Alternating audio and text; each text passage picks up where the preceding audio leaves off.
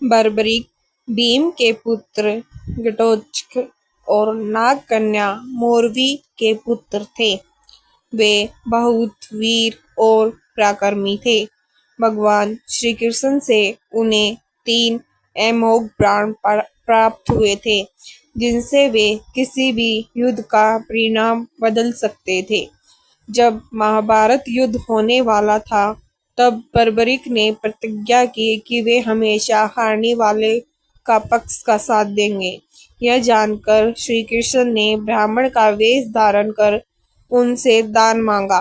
बर्बरीक ने वचन दिया कि जो भी मांगा जाएगा वे दे देंगे। तब श्री कृष्ण ने उनका शीश दान में मांग लिया। बर्बरीक ने प्रसन्नतापूर्वक अपना शीश दान कर दिया। उनकी भक्ति और त्याग से प्रसन्न होकर श्री कृष्ण ने उन्हें वरदान दिया कि कलयुग में वे श्याम नाम से पूजे जाएंगे और जो भी सच्चे मन से उनकी पूजा करेगा उसकी मनोकामनाएं पूर्ण होगी।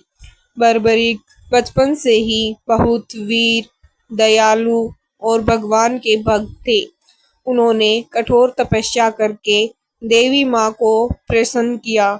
देवी माँ ने उन्हें 3 दिव्य बाण और एक अद्भुत धनुष प्राप्त किया।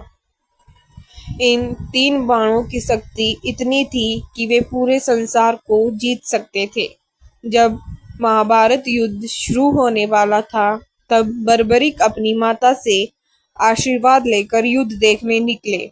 उन्होंने अपनी माता को वचन दिया कि वे हमेशा हारने वाले का पक्ष का साथ देंगे। रास्ते में भगवान श्री कृष्ण ने ब्राह्मण का रूप धारण करके उनसे उनकी शक्ति के बारे में पूछा। बर्बरीक ने बताया कि उनके 3 बाण ही पूरे युद्ध का फैसला कर सकते हैं। श्री कृष्ण ने उनकी परीक्षा ली और एक पीपल के पेड़ के सभी पत्तों को निशाना बनाने को कहा।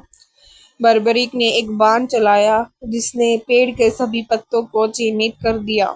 श्री कृष्ण ने एक पत्ता अपने पैर के नीचे छिपा लिया था, लेकिन बाण उनके पैरों के चारों ओर घूमने लगा। तब बर्बरीक ने कहा कि पत्ता आपके पैर के नीचे है।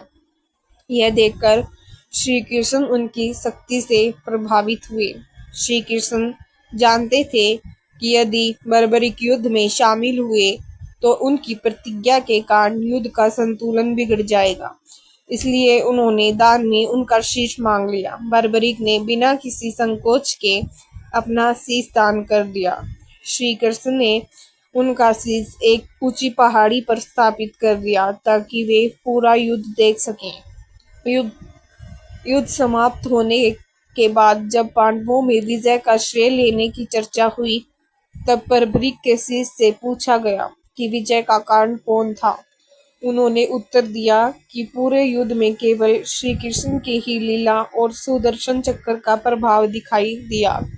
बर्बरीक के अद्भुत बलिदान और भक्ति से प्रसन्न होकर श्री कृष्ण ने उन्हें श्याम नाम दिया और वरदान दिया कि कलयुग में वे खाटू श्याम बाबा के रूप में पूजे जाएंगे। आज खाटू श्याम जी मंदिर में लाखों श्रद्धालु बाबा के दर्शन कर उनकी कृपा प्राप्त करते हैं।